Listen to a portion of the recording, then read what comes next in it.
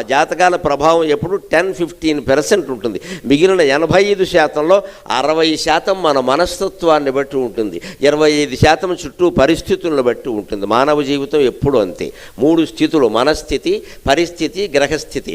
మనస్థితి మీద 60% ఆధారపడుతుంది. నీ మనస్సు ఎప్పుడు మార్చుకున్నా నీ జీవితం బాగుంటుంది.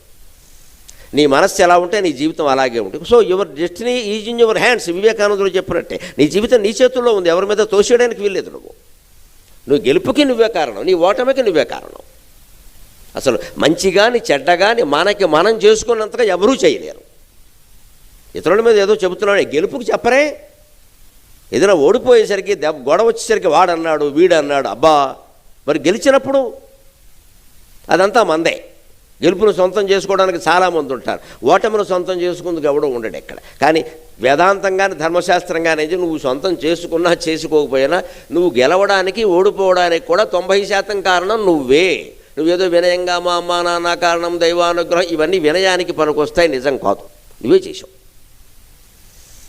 అది గ్రహిస్తే ఓటమి కూడా అంగీకరిస్తాం మనం.